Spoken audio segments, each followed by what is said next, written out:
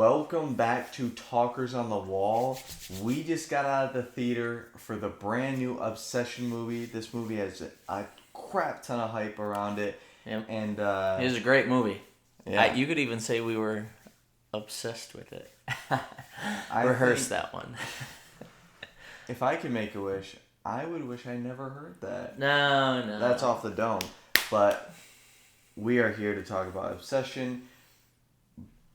Just right away? Yeah. Great horror movie. Yeah, great. I would say I'm just trying to figure out where to start. Yeah. But general thoughts. Normally... Right from the beginning, though, I think starting from the beginning, great opening scene to, show what the movie's going to be kind of about and, gives you the right vibe, the right setup. It's exactly what horror movies should do. Yep. They just, have the elements of, where you give, typically, if you want to have a generic, good horror movie, just give about 30 minutes of just solely character building in the movie. Yep. And that's exactly what they did. They did it with Nikki. They did it with Baron. They did it with Ian. They did it with Sarah. Yeah.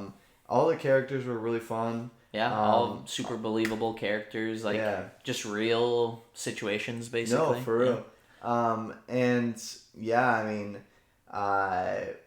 The horror elements, I will say, if you're looking to, have, a hereditary level, oh my god, what the... It's very creepy, yeah. Yeah, you'll get that, not on that level, I would say. It's a very, I think it's scary because of, how much you care about the characters at the time. And just the actress who plays Nikki, she's really good at just unsettling movements and she put on a great performance. I think the movie she makes the movie for sure. Oh, 100%. Yeah. I would say too some of the best work when it comes to horror, we talk about Nosferatu a lot, and that shadow work. Yeah. They do shadows really well. To where it's more so of just the cinematography too. Yeah, as well as it even leads more. Oh, full spoilers. Possession as well, which there's really cool moments where it's where it's just totally black. Yeah. And then where I was also talking, I was why does she look so much older in this? And there's just a lot of mystery with it too. I like how there's a lot of mystery, but there's also a ton of openness with it as well. Yeah. There's one character really who, if you've seen the trailer, you know that the movie's about Baron. He makes a wish for the girl of his dreams to love him, and then she does, and then of course that spirals out of control. Yeah. But later into the movie, when he's trying to fix things, he goes back to the store. And, he's trying to get, a remedy, basically. And it doesn't do that, horror movie thing where nobody believes him. The shopkeeper's basically just they're real. Oh, you just made, a fucked up wish? You gotta live with it. Well, or get someone to wish that would, erase that. I really enjoyed that it wasn't, a battle of him trying to convince people that it was real. Yeah. More so that it was just, shopkeeper was oh, yeah, he kind of hit the skips from regular show. I've seen this before. Yeah. And even the guy do you talk to the guy on the phone? Yeah. Yeah, no, that does suck, doesn't it? Yeah. Yeah. You wanna get that erased? True. Yeah, no, I do.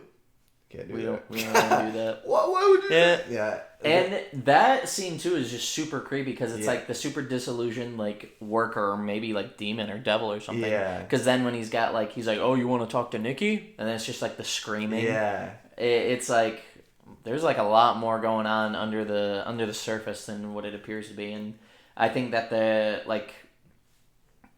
evil shop, I guess you could call it, playing into that, being oh, yeah, no, they're real. I mean, there's a bunch of warnings on the box. So true. You kind of, I mean, you get what you pay for kind of thing. Yeah. And then when he's just oh, yeah, just, I don't know, get a counter wish going, I guess. You only get one, though, so somebody else has got to do it. Yeah. Which was a great, because, the whole movie, I was he should just get another one and wish to fix it. But, yeah. And then literally, him, trying. Yeah, so good. And then, him trying to convince other people. Mm-hmm. And, Ian's oh, yeah, if it's real, I wish for $1 billion. Yeah, and then the money is just falling between them. That was such a good scene. Yeah. Because it's so believable. Of like Yeah. somebody just be like, dude, you're bullshitting me. Yeah. $1 billion. Mm-hmm. I would say let's go best scenes. I think it's between two. Mm-hmm. One, the Sarah car scene. Yep. Where Nikki comes up and just. Yep. Or the I just want to watch you sleep, because that's like the first real like introduction of like, oh my god. Well, before that, even when she like sets up the cat for him. Yeah. But I'm talking about like the real like. That scene though, when he wakes up and he like you just see a bunch of things in the shadows, and then she's one of the things. It's like when you see like your coat in the dark. Oh yeah. And you're like, there's somebody in here. And then like when she creeps out, and then she's like, no, and creeps back into the corner. I'm like, ooh. Yeah. And then that whole scene is great too. She comes out with the flowers just over her face, and it's like, yeah, I love too that because we're getting into spoilers. So after he makes the wish, it's kind of like a different person is taking over her body. There's like signs of her like fighting it and trying to like, not go with the wish. Yeah. And you get that scene too when she is like kind of talking to him, and she's like, she's sleeping. Yeah. Like, don't wake her up. So it's like, it definitely does seem like a possession sort of thing, or like the wish, just like maybe like, I don't know if it's like demons or like it just created a separate personality. It almost seems like more like forceful, like soul bending. Yeah. I think for me, it's a little less creepy when movies are like, they're possessed by demons. Yeah. And so I think that if the wish just gave her like that second personality, I think it makes it a lot creepier too. Yeah. But also you have that phone call where it's like the original Nikki's basically trapped in hell is what it seems like. So there's like a lot of demon like stuff going on here. But I think the ending too was a great ending. Oh yeah. Like I couldn't imagine that movie having a happy ending, and they didn't like try to rip one out at the last second. For sure. I love like the horror movies that like you look at the Hereditaries in the world and like the Midsommers and like those films where it's like there's no way it's gonna have a good ending, like you said. But like it's like, okay, how does this end though? But it's still satisfying. Yeah. Because like one thing I hate about horror movies, this particularly is about slashers, is when just everybody dies at the end. Yeah. It's like, well, I fucking watched that movie for nothing. Yeah. So in this, that doesn't happen. Not everybody dies. It's not a happy ending, but it is a satisfying ending. Yeah. And low key, sequel, you think? Could this movie do a sequel? What I will say is no. But would absolutely love to see what this director does next. I could I could see a sequel, bro. I could but it just almost be just a drama. I mean, not like same characters, but like same universe, like New Witch. Yeah. Okay. Yeah. But like you want like another obsession, just like another relationship. Well, I don't know. Maybe not like sequel, but same universe movie. Okay. And Nikki could be in it as like the veteran who's I've been through this before. Dude, type shit. Come on. Those movies are goated sometimes. No. It'd be like a Final Destination thing.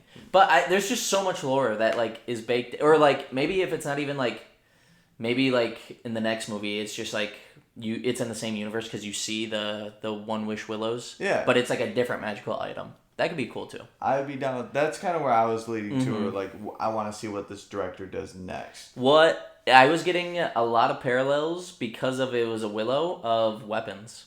Yeah. Because that one's very plant centric as well. Yeah. So I could definitely see like this movie sharing a universe with Weapons. I know it's not the same director or anything like that, but in my little headcanon, it's like magical trees.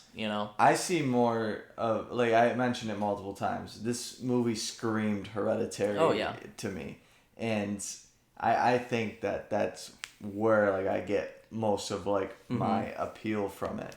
I could see it living in that Hereditary cult world. Yeah, it wouldn't be a horror movie anymore either, but I would love to see another movie, spoilers for who lives at the end, but where like Nikki is like trying to like investigate like the company or the One Wish Willows. Like I just want to know more about like Yeah. all of that. Like if you could make it like a mystery thriller instead of a horror, That'd be cool. that'd be super cool. I would love to see just more of the universe. Yeah, going more into depth with it too. This movie is literally a drama, like a 90% romance drama. And then I'd say, no. I'd say probably 70% drama, 30% horror. Yeah. And that's, when you want to do a horror movie well, that's exactly what you need to do. Recently too, if you guys have seen it, you should. If you haven't, Hokum, we just watched that movie. In comparison, I know you were thinking this movie is a little bit better. It is better. Yeah. It is better than Hokum. It's tough for me. I really love Hokum. Like, I love witch stuff. I did too. Yeah. No, I know. It's just, for me, they're like, I'm trying to think about it. I think I gave Hokum a good 7. This could be an 8. I gave this, I'm going to solidify this as an 8.3 off rip. I gave Hokum a 7.7. Yeah, I think Hokum is a 7. This might be an 8. Yeah. I could rewatch this. But just look at it, though. Characters. Yeah. But the main... Obsession. The main character in Hokum is really, really compelling. I don't know. Yeah, but all of these... Even the main character in this is like a great character in itself. Yeah. Because he's like, you know... Right. He literally a soul-bending wish that he got in over his head. Yeah. But yeah. I also love just like the survival horror aspect of Hokum, where he's like getting like the puzzles and stuff. It's very tough. And it could be recency bias too. Like we just saw Upset. It's tough though. I just think what I like more so in a movie, the creepiness. It was way creepier for sure. Yeah. And I mean, even like side characters like Ian and Sarah really compelling as well. Like I will give you main character of Hokum 100%, but you have the whole surrounding cast of Obsession. Like Jerry from Hokum was super good. Fiona even for the little bit she was in it. Yeah, I think that Obsession definitely has the better villain. Yeah, like Nikki being like the possessed lover. Yeah, I think is way better than the witch. Yep. I don't know. It's really tough for me. I think what we can do, we can kind of put a pin in this. True. We could do, at the end of the summer, a horror movie ranking. Oh, I was almost thinking May. At the end of May, because there's 4 more. Yeah. Or 2 more. Because you have Backrooms and Passengers. Yeah. So we could do like a... I'm excited for Passengers. Yeah. This May is the big month for horror movies. So... Yep. Is there anything more that you'd want to say? I mean, if you haven't seen Obsession, definitely go watch it. It's one that you need to see. I think in theaters too. Horror fans, we are eating. Yes. And watch Hokum. Yep.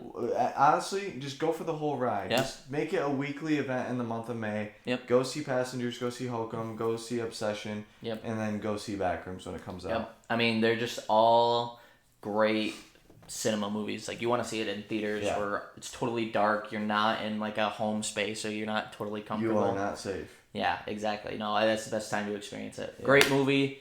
Definitely go see it. I think I've basically said everything. Yeah, no, I'm all good. Yeah. All right.